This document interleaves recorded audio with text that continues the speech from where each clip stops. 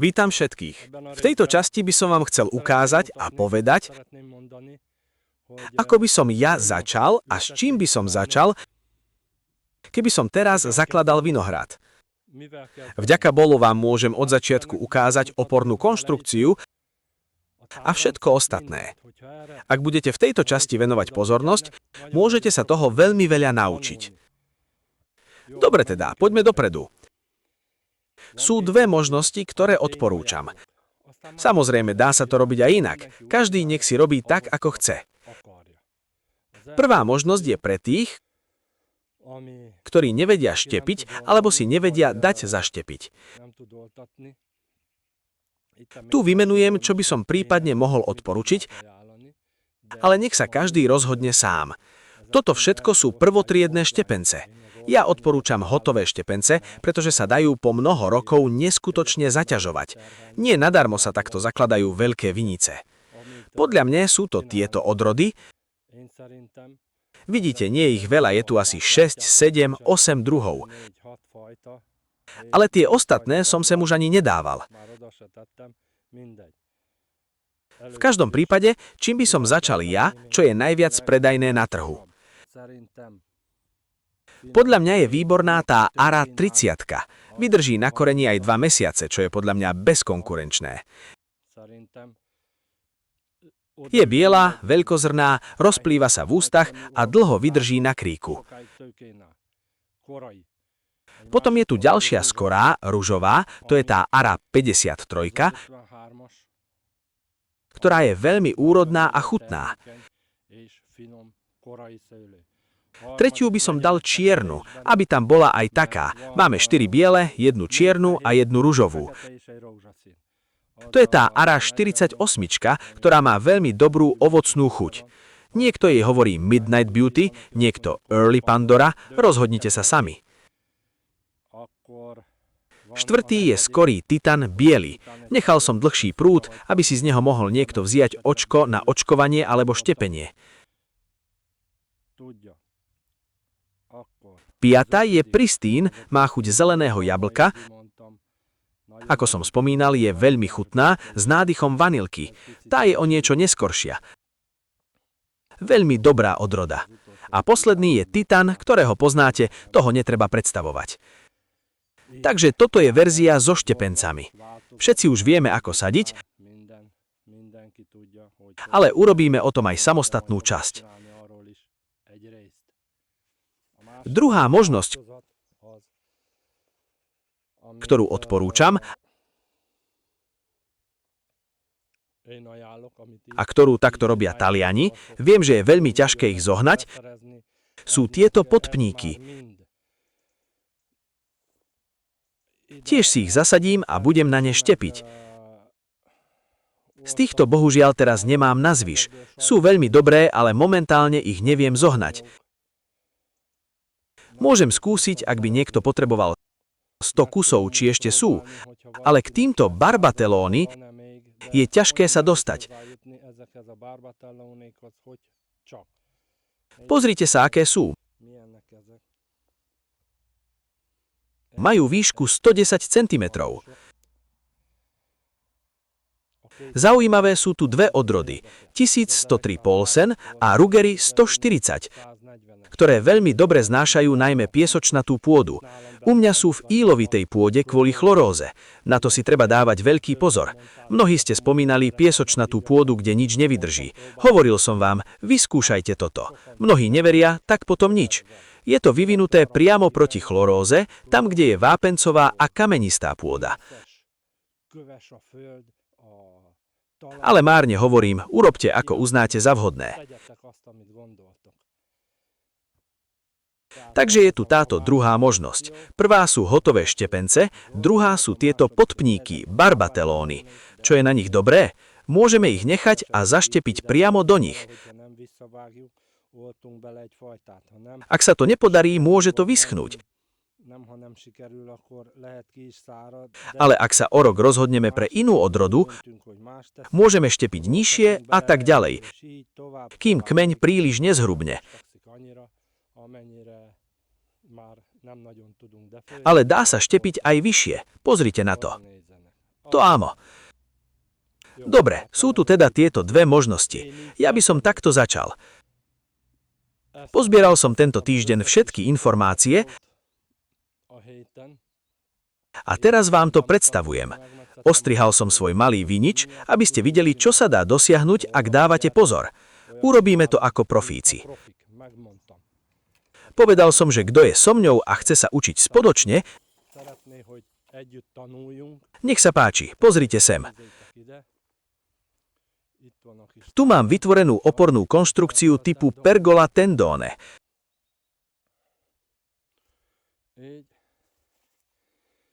Sú pekne zastrihnuté, všetky zhruba na 120 až 130 cm, podľa potreby. V prvom roku tu mám tú 30-ku. Je tam ešte pár malých prútov.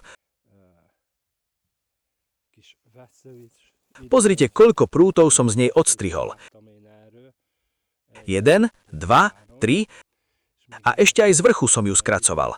Je to pod slivou a pozrite, ako narástla. Je na podpníku 1103. Podľa mňa bude tento rok rodiť. Je to minuloročná sadenica. Tak o čom sa bavíme? A ako som ju vyviazal? Pozrite, koľko prírastov tu je a ako sa vyvinula. Toto je kvalitná sadenica. Aj táto je zastrihnutá, pekne každá jedna. Takto uvidíte, ako to strihame. Na 1, 2 pucíky. Jeden smeruje doľava, druhý doprava. Tie potrebujeme. Bol tu komentár, že rastlina si sama rozhodne, kam rásť. Samozrejme, že rozhodne, ale nemôžeme ju nechať rásť dovnútra, lebo by to bolo príliš husté. Ale to je jedno. Mám taký tip. Keď odstrihnem prút, položím ho vedľa, aby sa mi to nepomiešalo. Ak nemám čas si to zapísať, položím ho vedľa kríka. Viem, že tie prúty sú tam v dobrom stave, v navlhčenom íle. Ale pozrime sa na staršie kúsky. Ako pekne sú už na rodnom droje, ako ja ho volám. Tento som už aj ohol, lebo je dosť vysoko. Je to zhruba v mojej výške, mám 195 cm. Takto som to ohol, aby ste videli. Nie je to nízko. Pozrite, koľko miesta je ešte až po zem.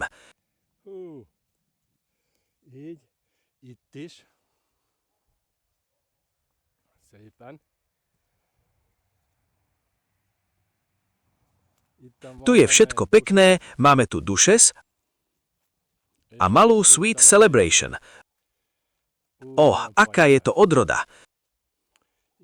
Tu je môj Don Juan.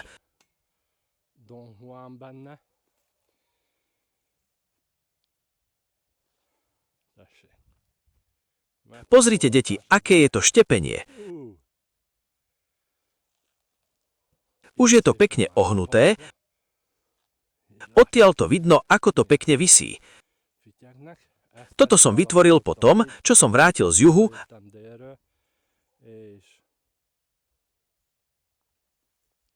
a videl som, ako to robia profesionáli. Tu je jedna vec, ktorú môžete urobiť. Urobil som chybu pri Pandore. Pozrite, aký zrast tu je z minulého roku. Minulý rok som to zaštepil príliš vysoko, čo nie je dobré, lebo nechcem pracovať z rebríka. Ale nie je to problém, dá sa to ohnúť, miazva tam koluje. Vidíte tie čapíky? Radšej ich o rok odrežeme, než aby do nich nevyšla hnilova. Strihol som to takto, viem, že je škaredé, ale odrežem to až o rok, aby dovnútra náhodou neprenieslo sucho. Tu je Pandora, tu hore môže zostať Red King, Voroš Kiraj a tak ďalej. Niektoré som ešte neohol. Sweet Celebration je krásna, všetko okolo nej už očistil, aby celú energiu tlačila len do tohto. Toto je ešte hore, toho sa nedotýkam, potom to spustím sem dolu.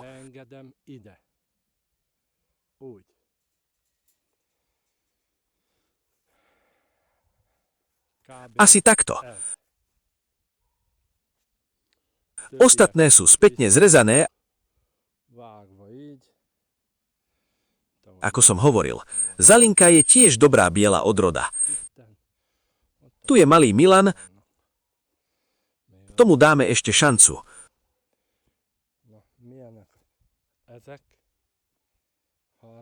Pozrite na ne, sú v 3. roku.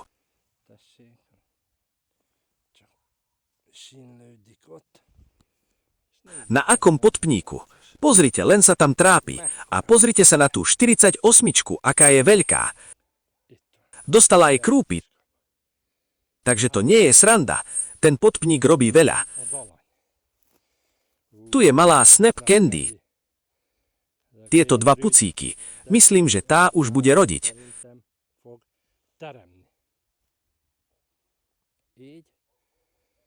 Tu sú ešte 2 korene, ktoré som vyriešil takto. Nie je to pekné, ale je to tiež Red King. Nebudem to vyhadzovať. Pozrite, akú má silu.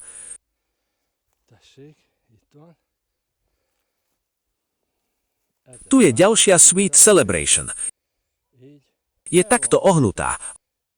Hoci pôvodne začínala inak. Potom som ju pustil vyššie. Hovorím, je to trošku škaredé, ale je to dobré riešenie, aby mi kmeň začínal tam, kde ostatné. A to je všetko.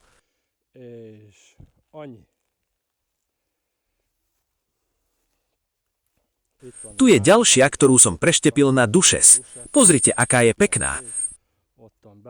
Tu je azov, aj tu je azov.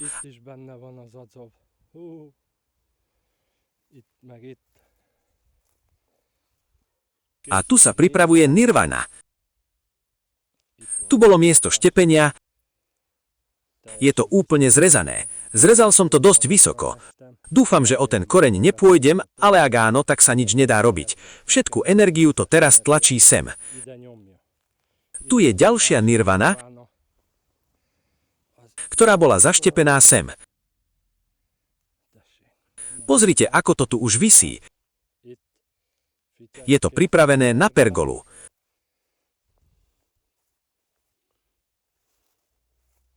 Tu je Ruby Roman. Tamto je Fragolino, veľmi chutné. A ďalšia nirvana. Všetko je to zrezané, aby to začínalo odtiaľto. Tu je ďalšia Snap Candy. Tá už podľa mňa bude rodiť. Túto som ešte nezrezal, tiež Snap Candy. Uvidíte, akú má chuť, keď ochutnáte. Vedľa nej vidno, aký hrubý je taliansky štepenec Jack's Salute. Videli ste, aké sú. Tu je to zrezané. A toto čo je? Toto som takto zaštepil minulý rok. Odrody Ruby Roman. Už je to pekne omotané a tak ďalej. Zhruba toto som vám chcel ukázať. Takto by som to robil, keby som začal teraz.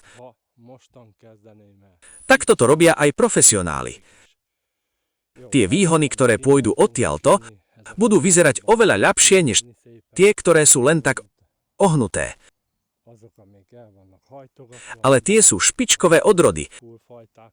Nebudem ich teraz vyrezávať.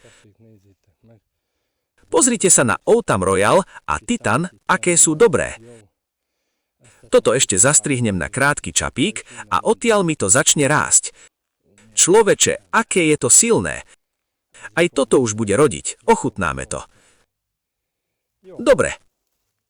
To je asi všetko. Dávajte pozor na detaily. Teraz pekne vidno, ako je to vytvárované. To je všetko, čo som chcel povedať. Ak sa vám video páčilo, dajte like. Môžete sa aj prihlásiť na odber. Predplatiť. Nie je to drahé. Asi 1000 forintov. Oplatí sa to. Ako som slúbil, každý rok dostanete nejaké očko alebo niečo ako darček. Je to veľmi hodnotné. Týmto končím. Prajem všetkým príjemný víkend a dobré vinárenie. Teraz prichádza zima, tak ešte jedna vec. Ak bude veľmi mrznúť, budeme odsielať zásielky až potom. Nechcem riskovať. Minulý rok na to 2 ľudia doplatili. Majte trpezlivosť. Máme veľa práce. Robíme aj nočné smeny. Ak by niekto niečo nedostal, napíšte mi znova. Niekedy zabudnem, nestíham všetko. Keď ja niečo veľmi chcem, tiež napíšem viackrát a tedy je to isté. Vďaka vám. S pozdravom zdravého sedliackého rozumu, dovidenia. Vítam vás. Dorazil som, povedal by som, do raja. Pozrite sa sem, čo sa tu deje. Kým som to nevidel na vlastné oči, neveril by som. To nie je sranda, čo je tu, priatelia.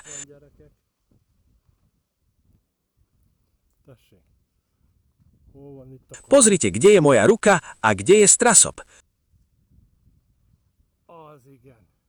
To áno. Koľko kil mohol mať taký jeden strasop? Stačí popri ňom prejsť. Aké veľké bobule sú tu. Fú, priatelia, to nie je len tak. Pozrime sa na toto.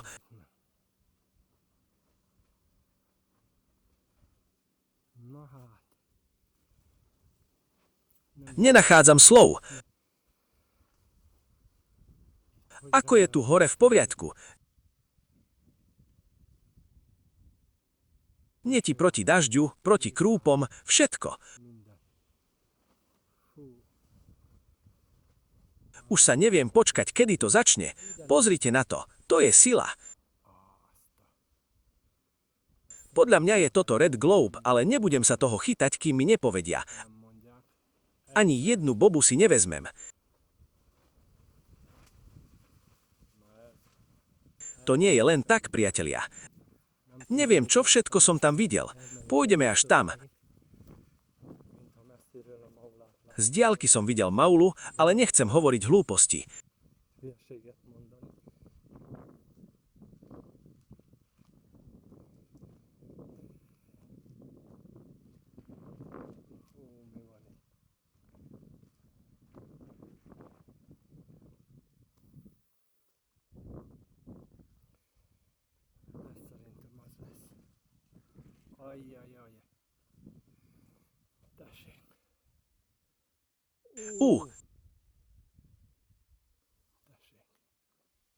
Čo je tu?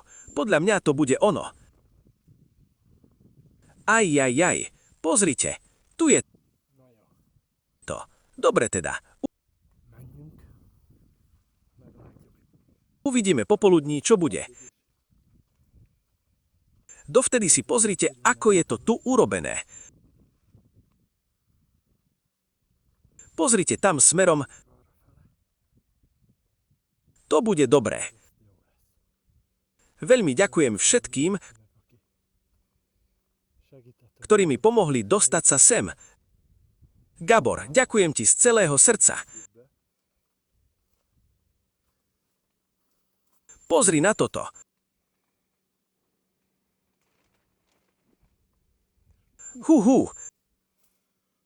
To je niečo. Ešte sa trasiem, ale je to tak. Čo na to hovoríte? Chcel som len, aby ste to videli. Niekde sú aj 2 korene pri sebe. Aj také existuje. Ak sa vám video páčilo, dajte like a na budúce si ukážeme Sherry Crush. So zdravým sedliackým rozumom, dovidenia.